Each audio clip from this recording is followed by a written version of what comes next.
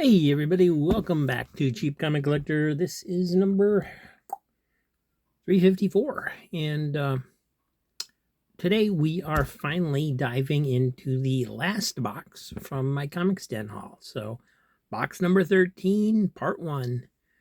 Here we go. Just gonna bring the camera up top like always, and please like and subscribe. I appreciate that quite a bit. And this should be a good box because this is one of the ones that I chose myself. And just as a reminder, it was $800 for 13 long boxes. It was over 4,000 comics. It came out to 19 cents a comic. And most of that was, it came out to be that good of a deal because they gave me extra long boxes of comics that they wanted to get rid of. So, it was supposed to be like $100 a box. And then they had some pre-boxes that you didn't really get to look through. You were supposed to take them as is for $50. And they gave me some of those on top of the several that I bought. So, turned out to be, like I said, $800 for 13 long boxes. A heck of a deal. And there's been some really good stuff in these boxes. It was from the Comics Den. Check out their channel. They do good stuff. You'll like it. So, starting off, we have Voodoo number 1. This was from 2011. I think this was one of the original New 52 books that had like a new character. She's like a shape-shifting alien.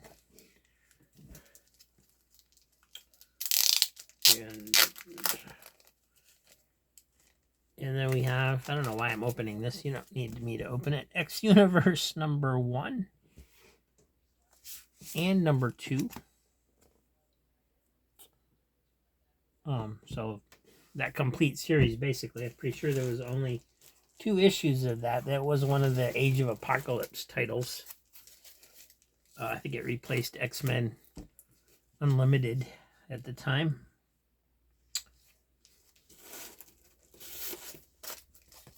And we've got Superman Unchained number 1, number 2,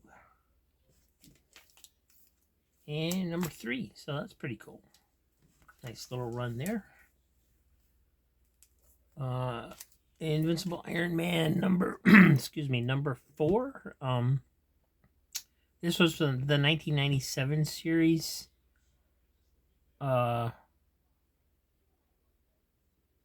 When the Image creators took over the Marvel titles.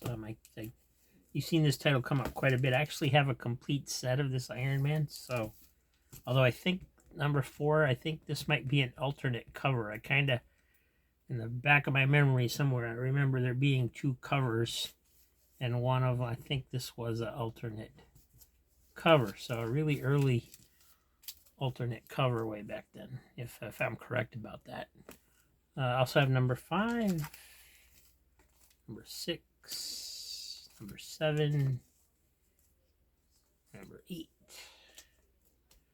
number 9, number 10, number 11, and number 12. Spectacular Spider-Man number 208. And from Dynamite, we have some Spider. This one is number 6. I really like the cool look of this cover. It does kind of remind me of Spider-Man, but which his character has nothing to do with, but, there's only so much you can do with spiders and webs, so I guess that's understandable. There's number 15, number 16, and number 17. That's a cool cover, too, with the glowing eyes. Kind of dark, but Nice glowing eye effect there. And what else we got? We got Classics Illustrated number... Well, I can't tell the number. This cover is in such rough shape. This is all... wow. Yeah, I'm going to have to probably laminate this cover. It's really bad. The number's completely missing. But it's Black Beauty.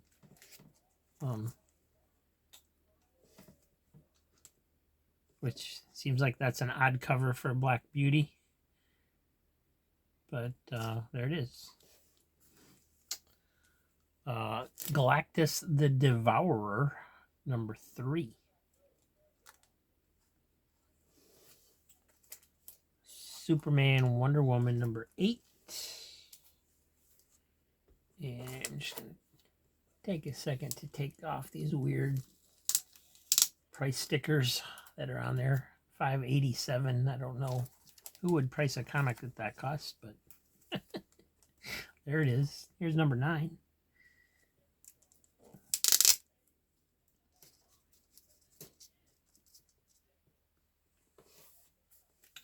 And number 11.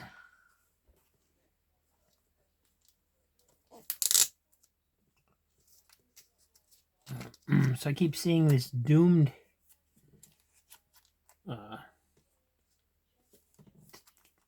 titling in here. I don't know if this... I think this was way before the doomed character that I reviewed yesterday. So this is... because this is 2014, so I don't think this has anything to do with that, other than maybe it introduces the concept of the Doomsday Spores or something. Number 14.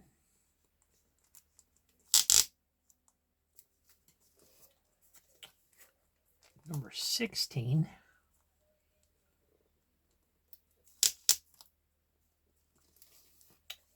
And Justice League America, number 43. Justice League International, number 57.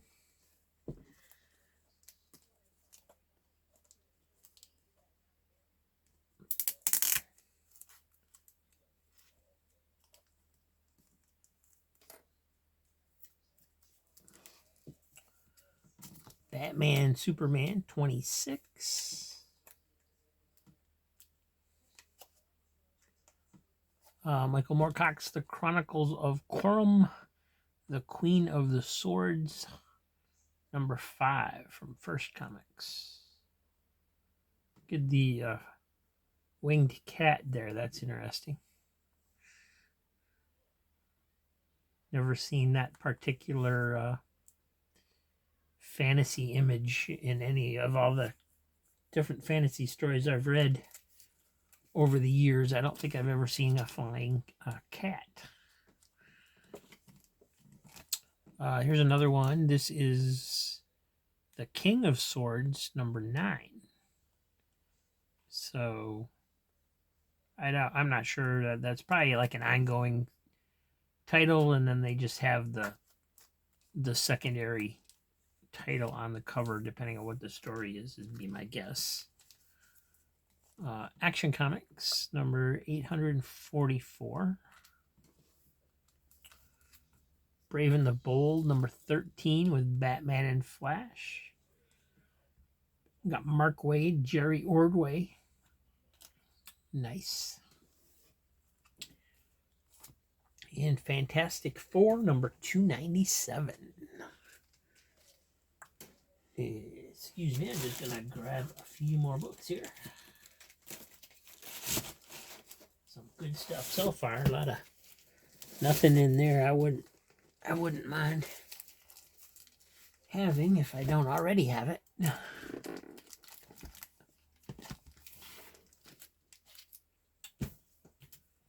Batman, number 510. And Conan the Barbarian, number 252. The Witchmen of Hyperborea. Cool cover. Action Comics 47 from 2016. The Wrath. Incredible Hulk, number 457. The Green Goliath versus Apocalypse versus the Juggernaut. Looks like Peter David was still writing it at that point, or he'd come back, one of the two. Future Quest from Hanna-Barbera, number 4. Star Brand, number 14.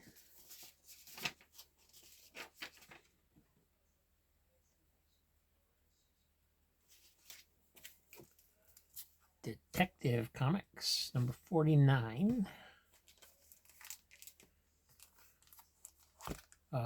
Planetary, number 7. Ambush Bug Year None, number 5 of 6. Planetary, number 1. Good story. Really good story. This is your chance, guys. I have this. If you haven't read Planetary, grab this one. It's good. And it's the start of the series. So, Classics Illustrated, number 74. Got another. This one's in pretty rough shape. Got a big tear up here, and spine's just been demolished. Wouldn't surprise me if the cover's detached, just the way it looks. But and here's another one, the number 73, The Black Tulip by Alexander Dumas. And this one, spine ticks aren't as bad, but there's more tears, so probably even worse shape than that other one, actually. This is Planetary, number 12. Number 13. 14. Coyote, I haven't seen him in a while. This is number 6 from Marvel. From Marvel Epic line, and it actually says Excalibur down here. That's interesting, considering I don't think that was even a thing then. Maybe it was. E-Man number 9 from First. Power Man and Iron Fist number 90. And this one's got some wear to it. Batman Legends of the Dark Knight number 24. The Flyer, part 1 of 3 by Howard Chaykin and Gil Kane. Nice Gil Kane cover there. You don't see him working on Batman too often. That's cool. Here's part 2. This is issue number 25. And Batman Shadow of the Bat, number 17. The God of Fear by Alan Grant and Brett Blevins. So, the God of Fear. That might be Scarecrow, I'm not sure. Looks kind of like him, but also does not. An old gold key, Treg and the Sky Gods. This is... Not even Treg can slay a monster that is already dead. Oh, that's cool. I didn't even realize that that's what that was. So you got a zombie dinosaur. Sort of.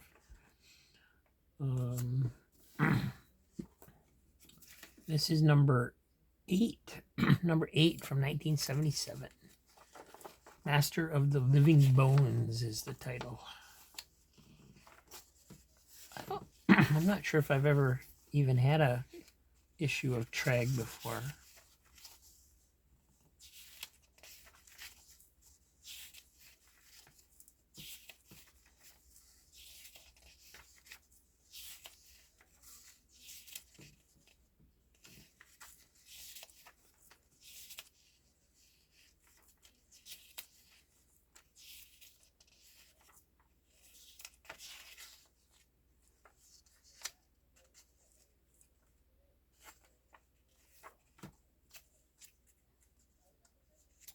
SSP Cycle Stunt Shows featuring Rockin' Rick. So that's another stunt cycle, kind of like those, like the $6 million man stunt cycle, and the, I forget what the female version was called, and now this is another one I haven't heard of before, Rockin' Rick. So cool.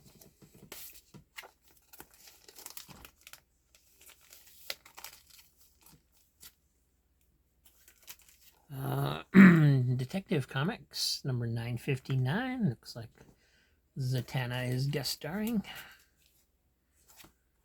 957.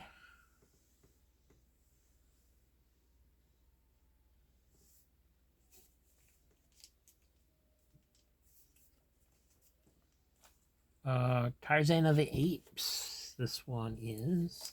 I meant to mark down. Sorry, I meant to mark down on this one what issue number this was. Save me looking later. Sometimes the less you handle, especially the older books, the better. All this writing you see is on the bag. It's not on the comic. Tarzan of the Apes from Gold Key. This one's number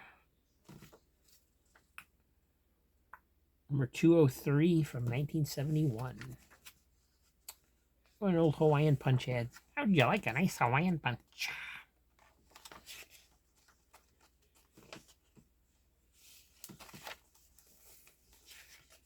And what was it? What did I say? 203.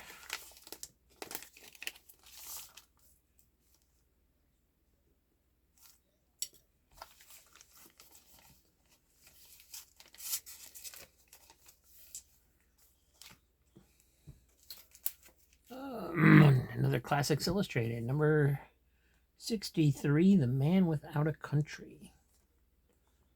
I bought a whole bunch of Classics Illustrated off of a whatnot auction not too long ago, so some of these are going to be probably repeats for me. I never know which ones I have when I buy them anyway. Classics Illustrated number 62, Bret Hart's Western Stories.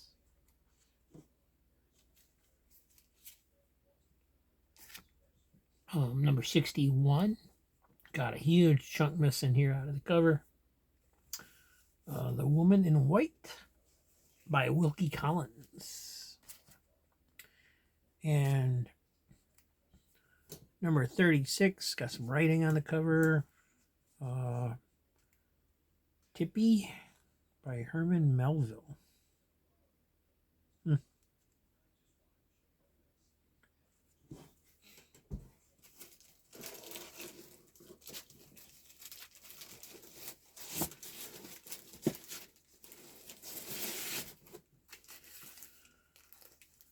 All right, we got Iron Man number 1 from 1998, the first issue. When the heroes return from that whole pocket universe thing. From Atlas Comics, we have The Destructor on number 2. Born of fury, sworn to vengeance, he is Destructor. You've had it, Destructor. Nobody can survive the burning clutch of Death Grip. He's right. His power is even greater than mine. I'm done for. Larry Lieber cover, I think. It's got Lieber written on it as a signature there. I should look just to be sure. Don't want to throw anybody off, but I've never heard of another Lieber other than Stan Lee, of course. But I'm pretty sure he didn't do it. Larry Lieber was the editor, so apparently he was also the cover artist. Written by Archie Goodwin, penciled by Steve Ditko, inker by Wally Wood. Holy cow, what a lineup of creators they had to try and compete with Marvel. It's too bad they couldn't get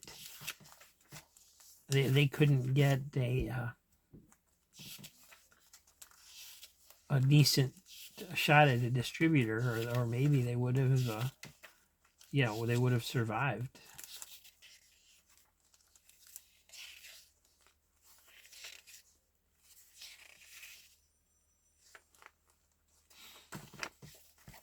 These are fun to collect. Oh, these were bagged imported too. Very cool. Another planetary. This one's number 4. And I haven't heard anybody yet say bad things about planetaries. So, Action Comics number 4. Planetary number 5. Planetary number 6. Number 7 again. Number 8. The Day the Earth Turned Slower. And Bullwinkle and Rocky number 2 from Star Comics. Sword of the Atom number 2 from DC, the Gil Kane miniseries.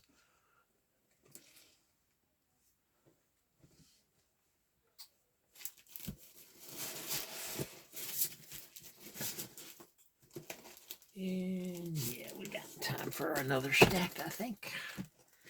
Well, let me move these out of the way, though. We'll just leave those 2 on the bottom so I don't lose my positioning.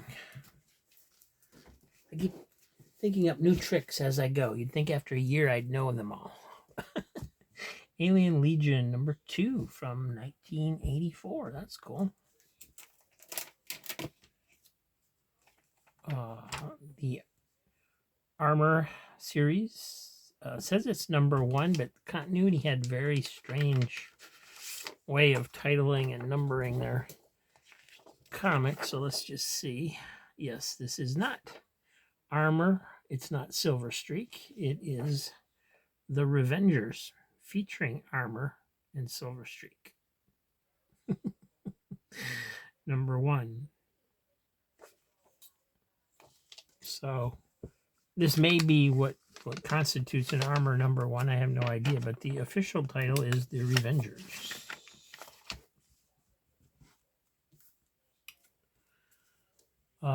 Mike Grell's Maggie the Cat number 2.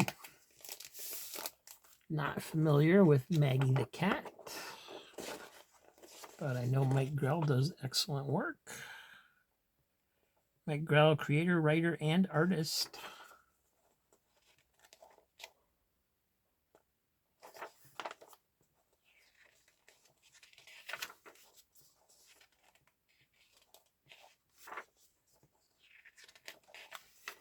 Interesting panel layout because it's more of a 90s look to it. I wonder when this came out. 1996. Okay, so he kind of adjusted his style for the 90s, I guess. At least for this series. But he did it in a way where it's kind of cool. Maybe it's just the fact that his art is so much better than everybody else's. well, not everybody else's, but you know what I mean. Oh, it was an Image book. Okay, so interesting. Didn't know that he even was involved with Image. So learn something new every day. Here we have a Wilbur, number 39. And don't get too excited. I'm not putting this one in the sale. This one I am keeping as my own. It's the one book I'm keeping out of this box for sure. Wilbur Comics number 39 from 1951. And, you know, it's worn, but it is in pretty decent shape. The cover is all still there, and there's no big chips. It's just a lot of spine wear and rips around the staples and things. But, you know, let's, and a lot of creases and so on and so forth. And it's very dirty. But it's old comics. And how often do you find an old Archie that's this old that they don't want hundreds of dollars for? So, so I'm going to keep this one, but since I'm keeping it, we're going to go ahead and take a look through it. Um,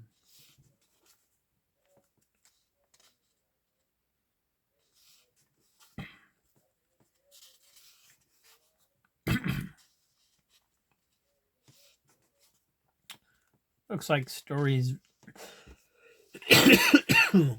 very much in the Archie vein, except that it's Wilbur instead of Archie.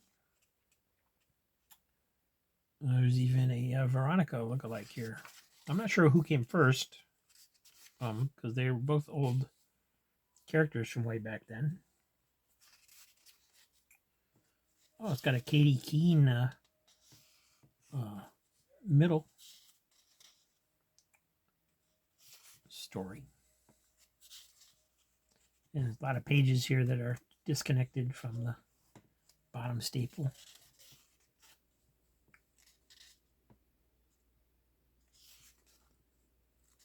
And another Wilbur story towards the back. I've never, I don't think I've ever even looked at an Archie comic that was this old that wasn't Archie, actually. I mean, I know they had superheroes and stuff before Archie came around, but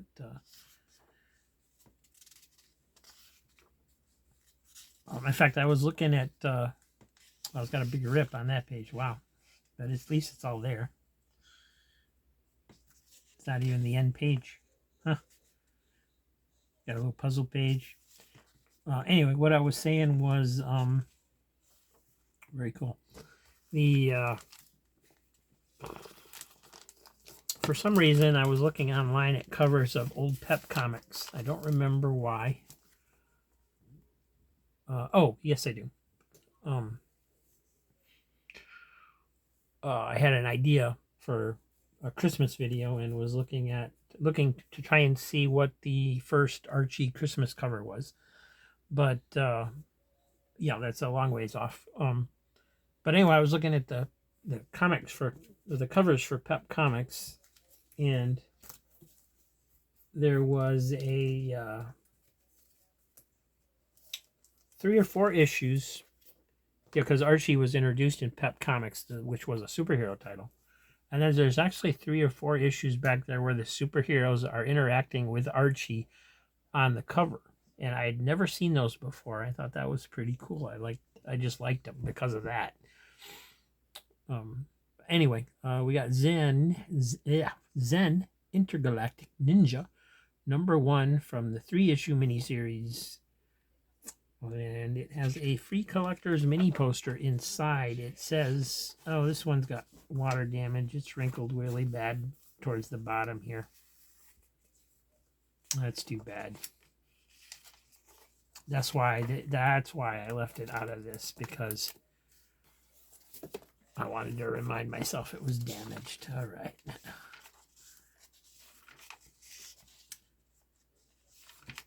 Let's see if we can find what passes for the poster. See if that's still here at least. There it is.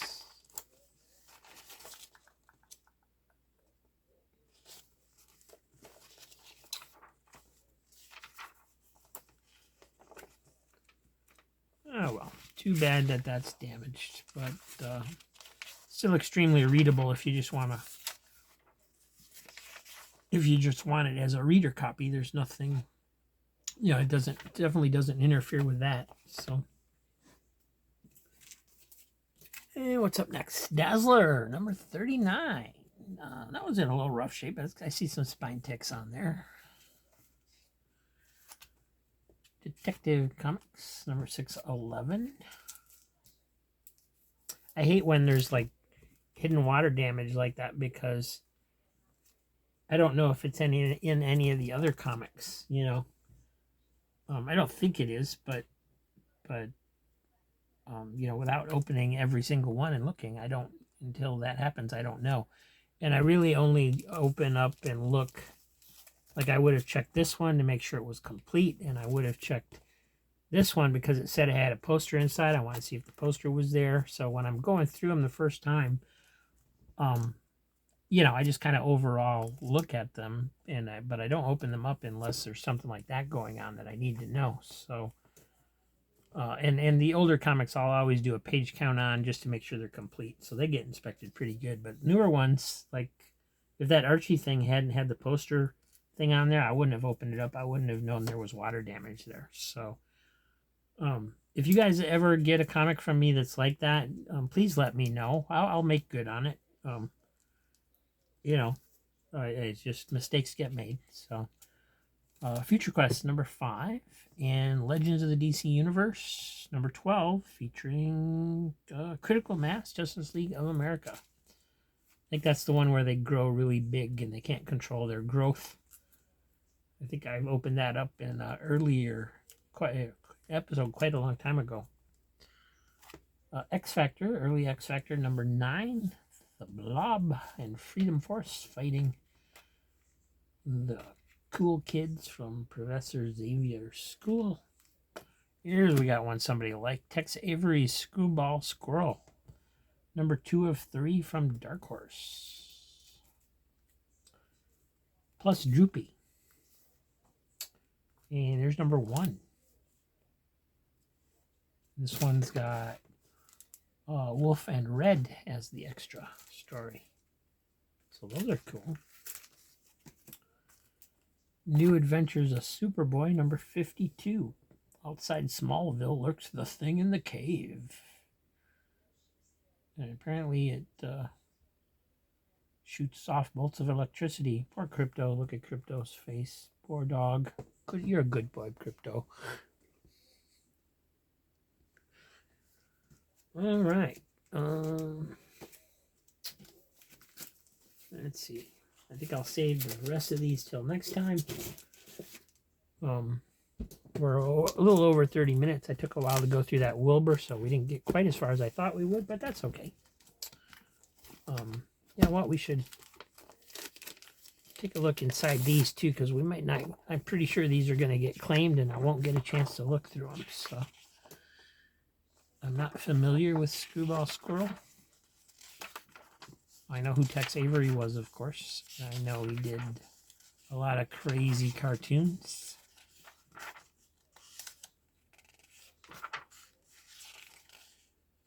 I do know who Droopy is. I remember Droopy.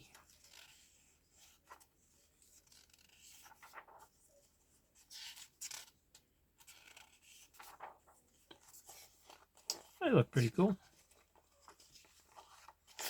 And let's see, it's from Dark Horse. But they are showing... Oh, that's actually an ad for VHS tapes. Never mind. I thought those were alternate covers.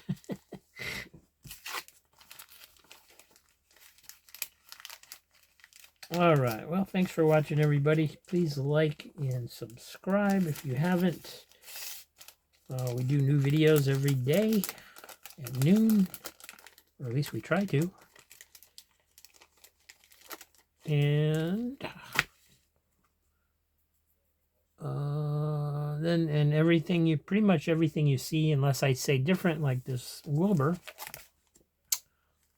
goes into the claim sale on Saturday. So,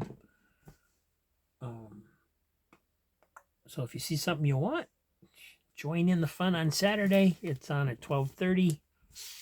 About sometimes we start a little bit later because we're watching Comic Book Memories and they go over sometimes. So we start a little bit late once in a while. But you're more than welcome to come by and watch and hang out with the cool kids and have some fun. And the comic books that are for sale are $2 each. They include shipping and handling in the United States. So pretty good deals.